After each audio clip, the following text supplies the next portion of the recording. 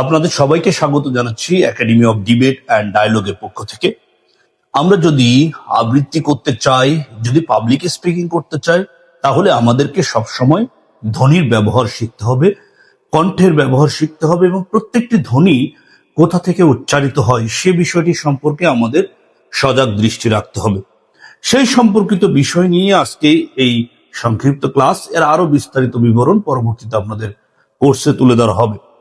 আমরা যখন ব্যঞ্জন ধ্বনিগুলো উচ্চারণ করি তখন কখনো কখনো আমরা কণ্ঠের ব্যবহার করে থাকি, কখনো কখনো তালব্যের ব্যবহার করে থাকি, কখনো কখনো মূর্ধার ব্যবহার করি, কখনো দন্তের ব্যবহার করি, কখনো ওষ্ঠের ব্যবহার করি।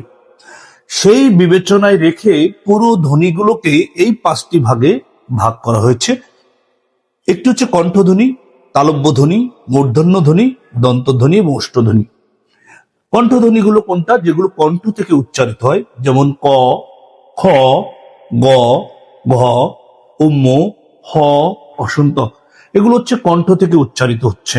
একইভাবে তালব্য ধ্বনির কথা যদি চিন্তা করি তাহলে তালব্যটা কিভাবে হয়? চ, চ, ছ, জ অথবা অন্ত জ, ঝ, তালব্য স, দন্ত স, মূর্ধন্য স। একইভাবে মূর্ধন্য ধ্বনি হচ্ছে ট, ঠ, ড, ঢ, র, হড়া।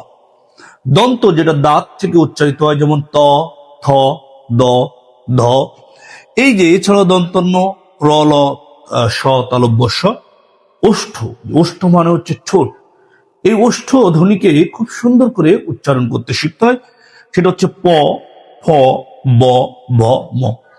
এই যে উচ্চারণগুলো, অনেক সময় ধ্বনির উচ্চারণের যে স্টাইল সেটা ভিন্ন হয়ে যাওয়ার কারণে এক অর্থটা আর এক অর্থে পরিবর্তন হয়। আমরা অনেক সময় দেখে থাকি, অনেকে বলে থাকেন পানি ফানি। প, ফটা উচ্চারণটা একই রকম হয়ে যায়, ত, থ উচ্চারণটা অনেকটা কাছাকাছি হয়ে যায়, সেভাবে চ, ছ এটার উচ্চারণ অনেক সময় কাছাকাছি হয়ে যায়।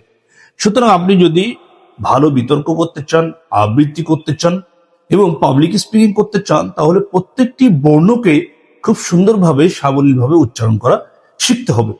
তো আমরা এই ধরনের সাবলীলভাবে উচ্চারণের কোর্স নিয়ে আপনাদের সামনে হাজির হব। আপনারা যুক্ত হয়ে যান একাডেমি অফ ডিবেট অ্যান্ড ডায়ালগে।